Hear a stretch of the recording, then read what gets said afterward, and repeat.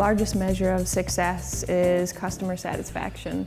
Does the intel we've gathered via social data, did that help us meet consumer need? We had an example with our line of digital video cameras. We launched, people love the product, but I wish it had this, but I wish it had an external mic jack, but I wish it had a flexible USB arm. People always ask, well, how many did you see? You know, was it 2,000 comments? Was it 5,000? Actually, it was probably about 50. And people are a little googly-eyed at that, but it made sense. It made our product better. So in the next iteration, we added those things. And by looking at social media data, we can see that our customers are mentioning those exact features and their points of differentiation now. So that's ROI for us. You know, social ROI is tricky, and that's the biggest question I'm asked about, as you can imagine, among others. Like, what the hell is a chief listening officer? But I want that title. Yeah, everybody wants that one. Beth actually makes a very good point, though, because I think we are also, as insight people in an environment, that if you can measure it, it's too late. And I want to build on what Beth had said in terms of, you know, when they got these 50 people that were feeding back into the system, how they felt, what they were looking for, you said we built it into the next development cycle.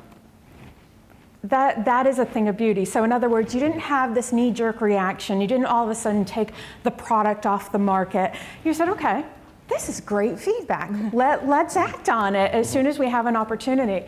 And I think that is a very thoughtful use of that kind of information. Yeah, absolutely. To talk further on that, we did take something off the line. We launched a touchscreen camera a little bit back.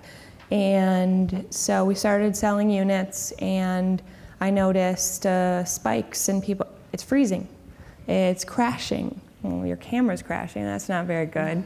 So I did a little digging, and yeah, we needed a firmware update. So the developers went to work. We got the firmware updated. We stopped the line. The units that were coming off the line got updates. So instead of us sending all those out, people getting their brand new fabulous camera and having to update the firmware, we stopped that. So what's the ROI on that? You know, I always say our RSS team, that's retail the kiosks, photo kiosks and Target, et cetera. You know, they say, what do people think about the increased Facebook photo resolution? And okay, let's go digging. And reported back, and you know, that's an expensive survey, and that's an expensive focus group in some hotel in Chicago, with people that know they're there for a focus group in some hotel in Chicago. So I always say, you know, well, whoa, that's free. Well, it's not free, but you could pay me the 50 grand it would have cost you to do the survey. But anyway, just amazing things going on right now. And I think, you know, to take a cue from our old CMO, Jeff Hazlett, what is the ROI of not doing it? Oh, what a great question. And I just want to build on that as well. In other words, thinking about that product where you had to pull it off the market, you didn't walk away from the idea. You said, okay, I know I have something here. It's executed poorly, and I need to fix that quickly. You know, some of the things that worry me are examples like Gap.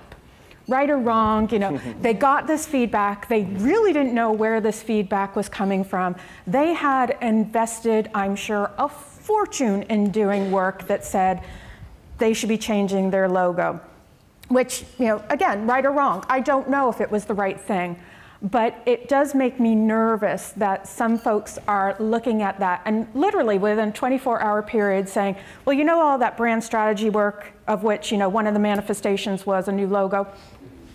Let's not worry about it. Yeah. You know, I just want to make a comment about that, because the way I look at that is if your business is starting to have a conversation about ROI for CMI or consumer research, you know you're in trouble right from the beginning. If somebody brings that up, that means they already feel like they're not, and you're doing something wrong. If you're, delivering and shaping the business and doing all the things we heard from the CMOs before, you don't usually have that conversation. The problem is that, it's not even all over the business, and it has a lot to do with people. I always say to somebody, when will I know I'm doing the right thing? When will I know I've made it as a market researcher? I'll say, you'll know. You'll have the conga line of marketing people out your door who need your feedback, you're okay, and your endorsement of something because they know nothing's going to move forward without it. That's what great researchers do and partners do, but it's not always even across the business. So there's probably pockets of the business that are bringing up the conversation, and I think it'll always keep coming up. But I think when the business is satisfied with what's happening and can really see the shape of the research that's being done, that you usually don't have that conversation. Having said that, we also have metrics that we'll look at, like, we're improving copy quality, or we have a better hit rate on our innovations. But everyone knows there's so many things that could go wrong with why an innovation isn't going to work, besides the fact that the insights or the research wasn't done properly.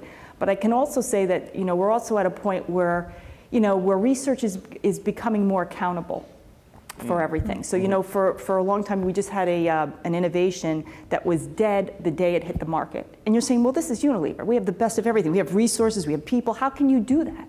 And then when I sat there and went down the line, it's like, who was on the case? And you would think, well, the researchers could say, well, we did this and we did that. We said this. They didn't listen to that. And we're getting to the point now where they are going to be accountable for that. You're really accountable. Like, how did that happen on your watch? Because how could we have so many things wrong? And in the net to this story, there was a lot of little things wrong, and when you put it all together, it was a mistake.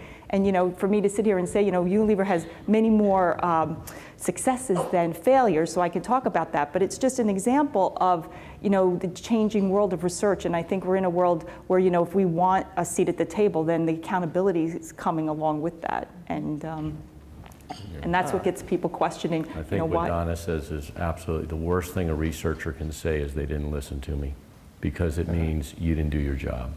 Wow.